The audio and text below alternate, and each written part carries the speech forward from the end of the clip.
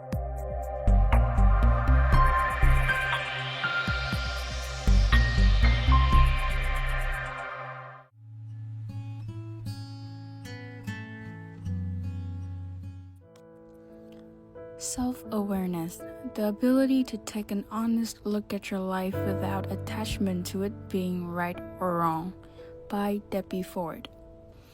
In the English dictionary, there are 780 words that start with self, but selfish is the one I abhor the most.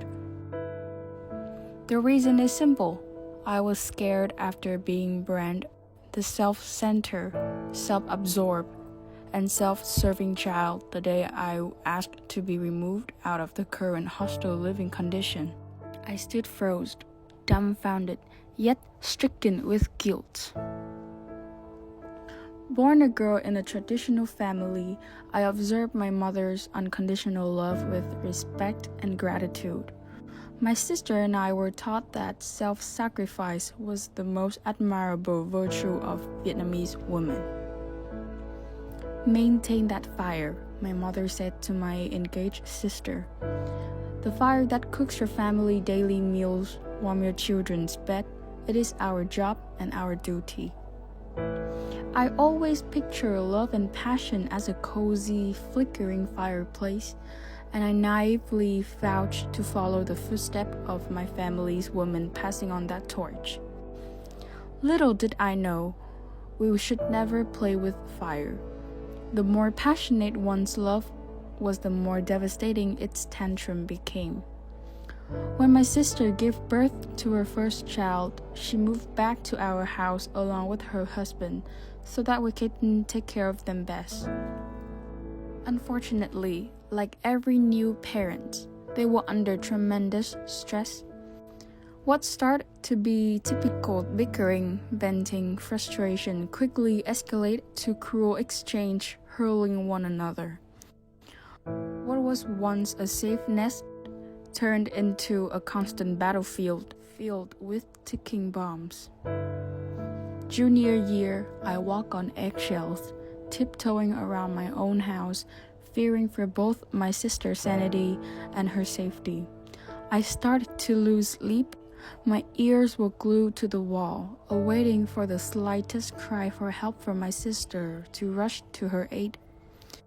At the same time, my growth as a designer finally paid off. I became the creative director for the Olympia School International Diploma programs. Most important, Mackenzie Business Case Study, bringing 7-Eleven convenience store to Hanoi. The pressure to perform drove me off the edge. I found myself bursting in uncontrollable sobs in the middle of the night, dozing off in faint hallucination of peaceful nap under an old oak tree.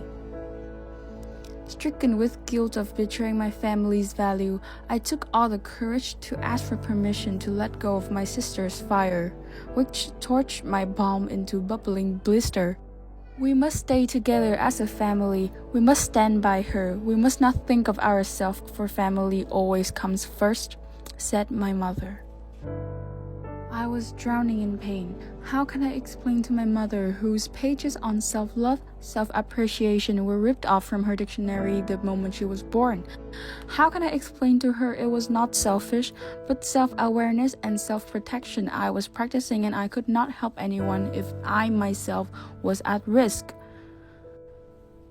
So I did the unimaginable, the taboo, the forbidden act, seeking support from my school's psychiatrist.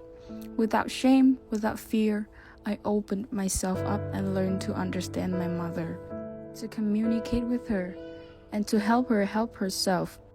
Together with the school support, I got to be leader in multiple mental awareness projects through art for fellow students, especially those who were confused and hurt. I am not selfish. I need the self-awareness to listen to my needs and take care of myself. That spring, I held my mother's scarred fingers in my hands as we watched my brother-in-law moved out of the house. That spring, I patched together pages as my mother read them quietly at night, processing the concept of self-worth. That spring, The women in my family learned to unlearn our self-harm habits from being unable to let go, of neglecting our self-fulfillment. The house was still warm. It was our new beginning.